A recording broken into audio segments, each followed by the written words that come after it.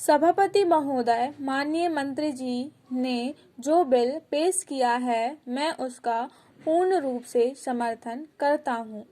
स्वतंत्रता प्राप्ति के पश्चात हमारा देश विश्व का सबसे बड़ा प्रजातंत्र बना।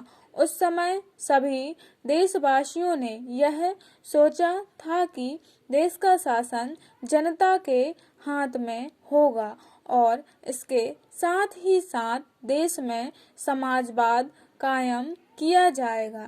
जनता को आशा थी कि देश में अब किसानों और मजदूरों का राज होगा। इसी आशा के साथ देश में प्रजातंत्र की स्थापना हुई और जनता का शासन स्थापित हुआ। महोदय, मुझे दुख के साथ कहना पड़ रहा है कि स्वतंत्रता के 50 वर्षों के बाद भी हमारे देश में आम जनता को मूलभूत आवश्यकताएं उपलब्ध नहीं हो पा रही हैं। देश में बेरोजगारी दिन प्रतिदिन बढ़ती जा रही है। हमारे नवयुवकों में इससे बड़ा असंतोष है। आज भी हमारे देश में ऐसे कई गांव हैं जहां लोगों को पीने का पानी नहीं मिलता है। आज भी देश में लाखों लोग बेरोजगार हैं। आज भी लाखों की संख्या में ऐसे किसान हैं जो गांवों में बसे हुए हैं और जिन्हें अपनी मेहनत का पूरा पैसा नहीं मिलता है। देश में हजारों ऐसे लोग हैं जो अपने पुश्तैनी धंधों पर निर्भर करते हैं, लेकिन आज भी वे बेकार पड़े हुए हैं। उनको काम के प्रति कोई प्रोत्साहन नहीं मिल रहा है। हमारे देश में विभिन्न योजनाएं बनती हैं, लेकिन इन समस्याओं के समाधान के लिए कोई कार्रवाई नहीं की जा रही है। सभापति महोदय, अब मैं कुछ रेलवे के बारे में कहना चाहता हूँ।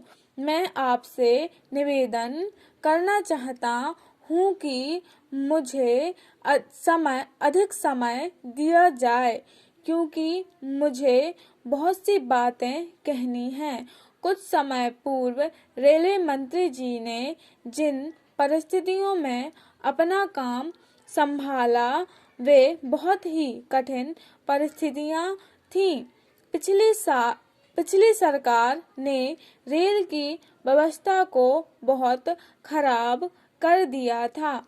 इसके बावजूद रेलवे मंत्री जी ने जो सुधार किए हैं, मैं उनको इसके लिए बधाई देना चाहता हूँ।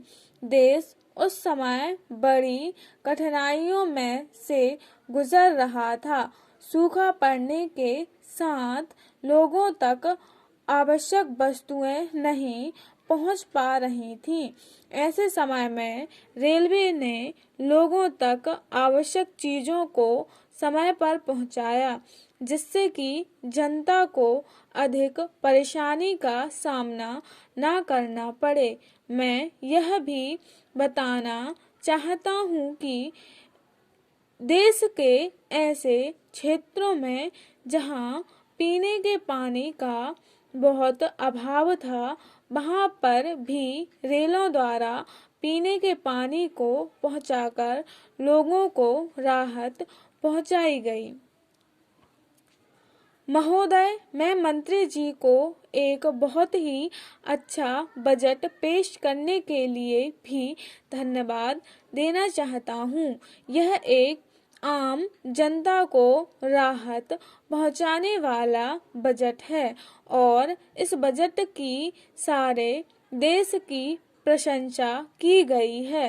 मंत्री महोदय ने रेलवे में बढ़ते हुए भ्रष्टाचार को समाप्त करने के लिए भी आवश्यक कदम उठाए हैं। स्टॉप।